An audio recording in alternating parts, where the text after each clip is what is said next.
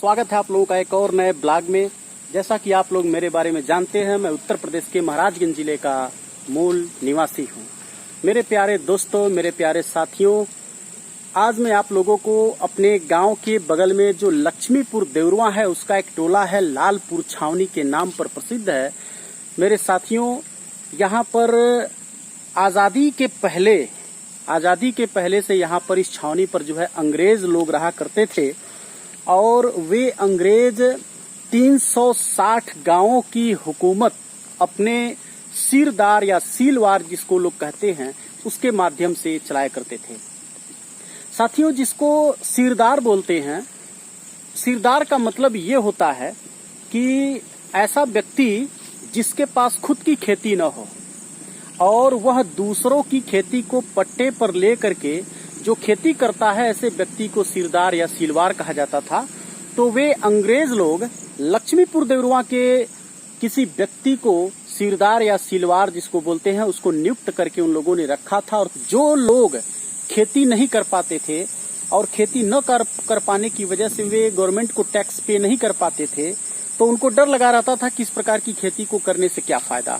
तो ऐसे लोग जो है अपनी जमीन को सीरदार के हाथों सौंप दिया करते थे और वह सीरदार ही उस खेती का सर्वे सर्वा होता था। एक तरह से वो पट्टा धारक होता था और उसके माध्यम से खेती की जाती थी और टैक्स जो है अंग्रेजों को पे किया जाता था। साथियों, मैं वहां पर गया था और जा करके मैंने वहां का जो है कि अवलोकन किया, निरीक्षण किया। तो अंदर मुझे जाने नहीं दिया गया। हालांकि उस जो पुरानी बिल्डिंग है अंग्रेजों के द्वारा बनवाई गई, उस बिल्डिंग में एंट्री नहीं करने दिया जा रहा था। उन्होंने कहा कि मतलब मैं घर के लोगों से बात कर लूंगा तब जो है कि आपको एंट्री करने दूंगा। लक्ष्मीपुर देवरवा के लालपुर टोले पर मैं खड़ा हूं और आप लोगों को मैं एक चीज बताने जा रहा हूं। अंग्रेजों के जमाने का एक घर मैं आपको दिखाने जा रहा हूं। ये जो मेरे पीछे है, ये जो मकान दिख रहा है, ये अंग्रेजों के जमाने का ये खंडहर टाइप अभी भी ये बचा है। और इधर आप लोग देख सकते हैं कि इधर जो है कि ये खपड़ा जो है ध्वस्त यहाँ कोने पर ये दिखाई दे रहा है। आप लोग थोड़ा सा वीडियो में नहीं देख पा रहे होंगे, लेकिन मुझे पूरा साफ साफ दिखाई देता है। मैंने अभी पूछा, एक भैया वहाँ गाड़ी लेकर के खड़े हैं हमारे चंद्रशेखर जी के बगल में, तो उनसे मैंने बात करने की कोशिश की तो उन्होंने ये बताया कि ये अंग्रेजों के काल का जो है कि ये बिल्डिंग है और 360 गाँव इनके अंडर में, इनके दायरे में आता था और 360 गांव की ये सीरदार उस समय हुआ करते थे। यानी कि किसी भी प्रकार का अगर कोई बात बनती बिगड़ती थी तो सबसे पहले इनके माध्यम से ही उस समस्या का निदान जो है किया जाता था। और लोग अपना धान वगैरह जो भी उगता था, गेहूं वगैरह जो भी अनाज के रूप में जो भी पैदा होता था, तो यहाँ पर शायद पहले वार्ता करनी पड़ती थी या फिर ला करके देना पड़ता था। उसके बाद लोग अपने अपने घरों पर लेकर के जाते थे, ऐसा वो बता रहे हैं। तो हालांकि आप लोग देख सकते हैं ये पीछे जो है खपरेल ये है और ये बड़ा बिल्डिंग है। इधर बाहर से छोटा दिखता है, लेकिन अभी भी उधर जाएंगे तो पूरा दिखाई देता है। तो साथियों, ये रहा अंग्रेजों के ज़माने का। अब ये पूरी जो है कि केवल यादों के तौर पर ही ये केवल बची है आज की तारीख में और लगभग ये ख़त्म होने के कगार पर है। लेकिन मेरा ये मानना है कि इसे संजो करके एक स्मृति के तौर पर, एक मेमोरी के तौर पर जो है किस प्रकार के धरोहर को बचा करके रखने की ज़रूरत है, ताकि जो है कि आने वाली नस्लों को, आने वाली पीढ़ियों को यह संदेश दिया जा सके और यह बताया जा सके कि कभी जो है कि हमारे इस गांव में भी अंग्रेज लोग रहा करते थे।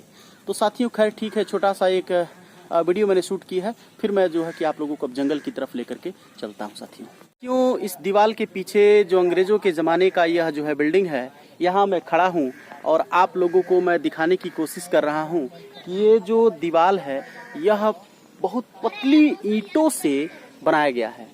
दूर से देखेंगे तब आपको मालूम पड़ेगा कि ये बहुत पतली ईंटों से इसकी चिनाई जो है की गई है, जुड़ाई जिसको बोलते हैं, की गई है।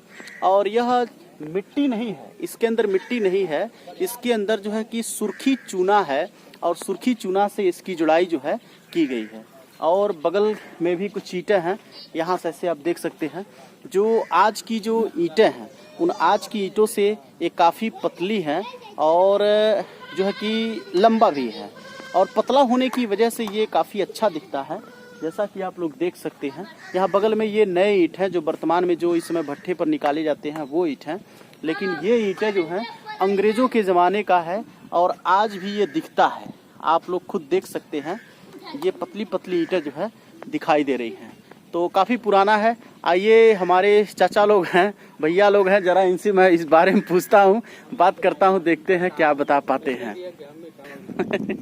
भैया ये जो मकान है ये कितना पुराना लगभग होगा इस समय, ये वाला? फिर भी कुछ अच्छा होश नहीं है। कहले मतलब मन के जब से पुराना मकान है तब से बनल बा, तब मन के नहीं जाना जाता। सोच लीजिए मेरे साथियों, मतलब ये बिल्डिंग जो इधर ये दिख रहा है ये अंग्रेजों के ज़माने का है और इतना पुराना है कि भैया लोग बता रहे हैं कि हम लोगों के होश में होश नहीं है कि ये कब बना है। यानी कि जब भैया लोग पैदा हुए होंगे उसके पहले का ये जो है कि बिल्डिंग खड़ा है।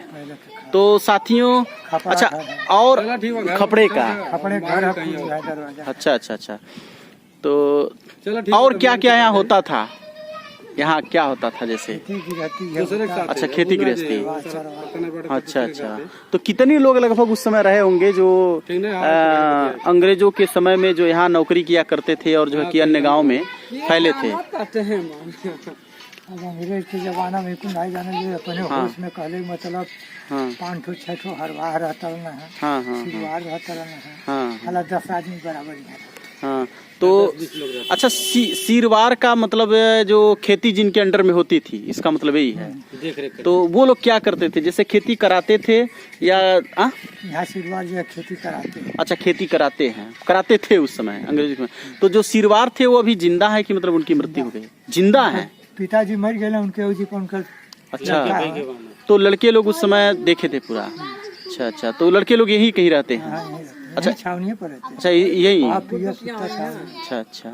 अच्छा, इसे छावनी के नाम पर जाना जाता है। तो साथियों ये थोड़ा सा ऐतिहासिक कह लीजिए धरोहर जो है इसको मैंने दिखाने की आप लोगों को कोशिश की और इसको वास्तव में इसको बचाने की ज़रूरत है। हालांकि ये ध्वस्त धीरे धीरे हो रहा है, इसको बचाने की ज़रूरत है क्योंकि अगर ये बचेगा नहीं तो बच्चों की यादों में कभी आएगा भी नहीं कि अंग्रेज कौन थे और क्या अंग्रेज हमारे इस छावनी पर निवास करते थे, कुछ भी पता नहीं चलेगा।